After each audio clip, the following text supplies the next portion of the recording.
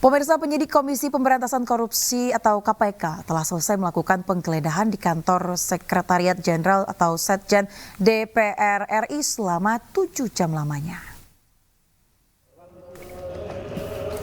Setelah melakukan penggeledahan selama 7 jam, penyidik KPK akhirnya keluar dari kantor Setjen DPR RI. Usai melakukan penggeledahan, para penyidik KPK membawa 3 koper dan 1 ransel ke dalam mobil dan bergegas meninggalkan kantor Setjen DPR RI. Dari keterangan juru bicara KPK Ali Fikri, penggeledahan ini terkait dengan penyidikan kasus dugaan korupsi pengadaan barang dan jasa rumah dinas anggota DPR RI. Penggeledahan dilakukan di ruangan Sekjen DPR Indra Iskandar dan Kepala Bagian Pengelolaan Rumah Jabatan DPR Hippi Hidupati. Terkait dugaan korupsi ini, pemirsa, KPK menduga kerugian negara mencapai 120 miliar rupiah. KPK telah mencegah 7 orang untuk berpergian ke luar negeri. 2 diantaranya yakni Indra Iskandar dan Hippi Hidupati.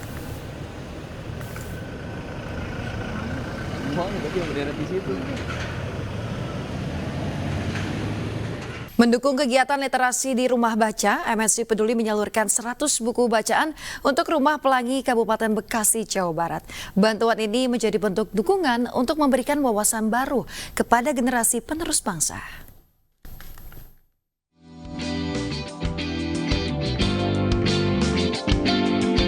Anak-anak Taman Baca Rumah Pelangi di Desa Sukamekar, Kecamatan Sukawangi, Kabupaten Bekasi, Jawa Barat, gembira dengan bantuan buku-buku dari MNC Peduli. Sebanyak 100 buku bacaan diberikan sebagai bentuk dukungan MNC Peduli melalui program Generasi Cerdas Anak Bangsa. Selain itu, MNC Peduli juga memberikan edukasi menjaga kebersihan diri dan lingkungan dengan mempraktikkan cuci tangan yang baik serta menanam pohon. Taman Bacaan Masyarakat ini kita mulai sejak 2016 yang lalu gitu. Yang pertama berawal dari keresahan kita sebagai anak-anak muda di kampung kita ini, di desa kita. Karena khususnya di wilayah utara Kabupaten Bekasi kan minim sekali akses bacaan ataupun perpustakaan, tidak ada di wilayah utara ini. Tentang lingkungan, diri sendiri, kebersihan, terus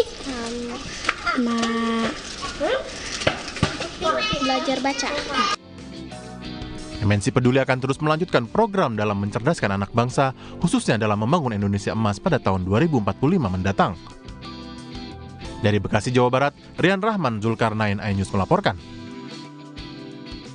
Pemirsa, untuk mengetahui informasi terkini terkait rencana serangan darat Israel ke kawasan Rafah, kami sudah terhubung dengan relawan Mercy Fikri Rofil Haq di Rafah, Gaza.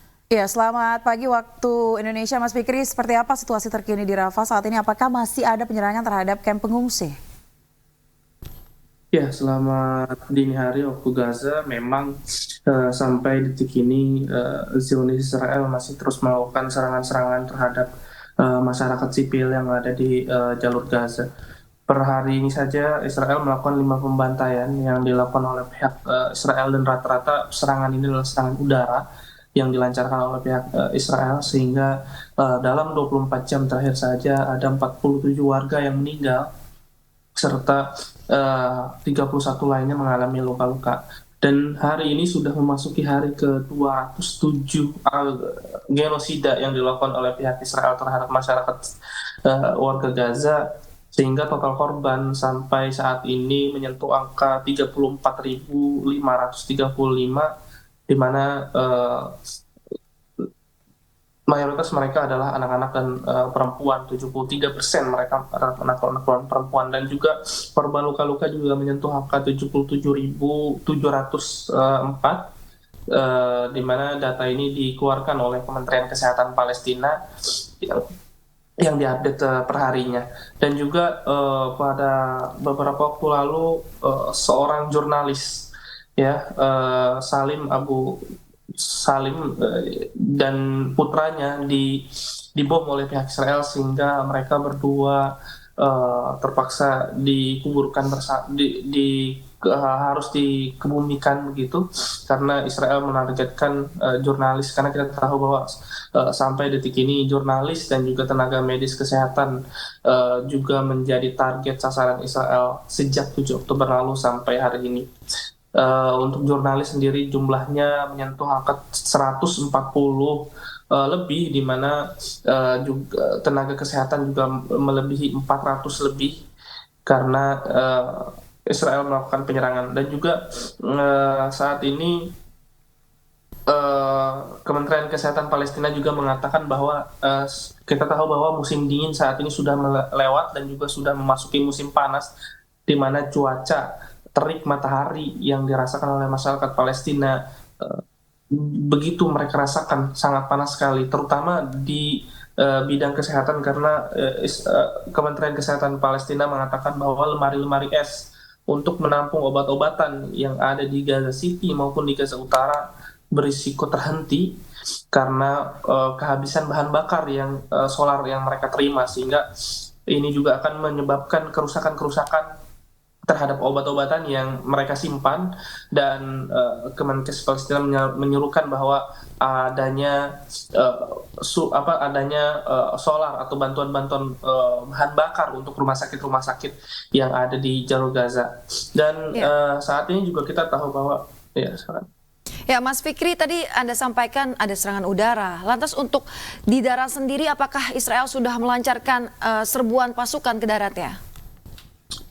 Untuk serangan darat sendiri memang masih belum ada tanda-tanda mereka akan melakukan serangan darat. Namun kita tahu bahwa informasi serangan darat ini terus kita pantau juga dari media lokal, dan yang kita dapati adalah Perdana Menteri Israel Benjamin Netanyahu bahwa mereka sepakat untuk melakukan serangan darat terhadap kota Rafah, yang dimana kita tahu bahwa kota Rafah ini adalah pengungsi yang paling banyak.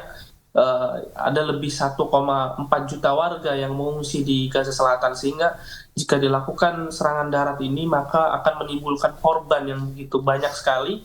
Dan kita tahu bahwa saat ini rumah sakit pun yang masih beroperasi hanya 4 rumah sakit yang ada di wilayah jalur Gaza bagian selatan.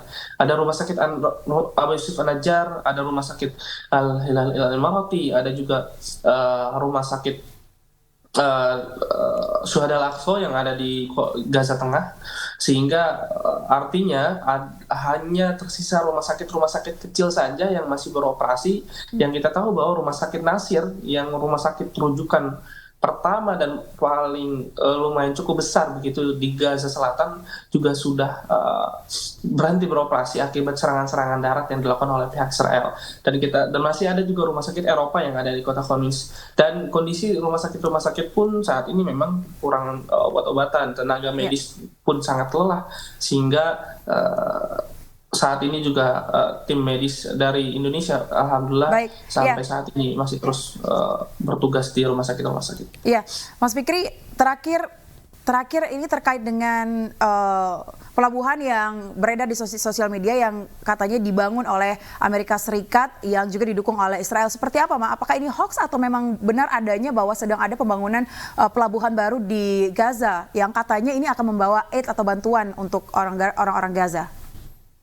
Ya, ini beritanya benar karena kita juga menggali terus informasi mengenai pelabuhan yang dibuat oleh Amerika Serikat yang ada di jalur Gaza bagian utara ataupun di Gaza City ya. Dan kita juga mendapatkan informasi langsung dari warga lokal bahwa memang kapal-kapal dari Amerika Serikat itu sudah mendarat ya, sudah karena mereka juga sudah membangun pelabuhan yang cukup besar. Dan memang ini sebenarnya alasan utamanya adalah mereka untuk membangun, untuk menyalurkan bantuan-bantuan ke jalur Gaza. Namun ini sebenarnya dibantah oleh masyarakat sipil sendiri. Kita langsung mendengar pembicaraan masyarakat sipil bahwa ini tidak disetujui oleh masyarakat sipil. Kenapa? Karena kalau memang mau memaksimalkan bantuan-bantuan, seharusnya border Rafah yang harusnya dibuka begitu untuk memasukkan bantuan-bantuan, karena kita tahu bahwa bantuan-bantuan melalui darat itu lebih teratur pembagiannya, lebih terdata, dan sehingga bantuan-bantuan dari laut pun sebenarnya kita belum mendapatkan bantuan-bantuan, namun pelabuhan pun sudah mulai dibangun oleh mereka. Iya, berarti bantuan belum bisa dipastikan untuk masuk, dan berarti ini ada indikasi bahwa Amerika ini ingin ada indikasi untuk mengambil minyak dan juga gas dari Palestina, Apakah Anda bisa konfirmasi singkat saja, Mas? Betul sekali, masyarakat malah justru mendefinisikan itu adalah membuat barak-barak ataupun membuat benteng-benteng mereka, ataupun mereka justru mengambil minyak-minyak dari jalur Gaza, yang kita tahu bahwa Israel juga selama 17 tahun lebih ini memblokade Palestina. Mereka mengambil semua yang ada di laut maupun di darat. Baik. Terima kasih banyak Mas Fikri atas informasi Anda dan juga konfirmasi Anda terkait dengan informasi yang baru saja beredar. Selamat bertugas kembali Mas, salam sehat selalu.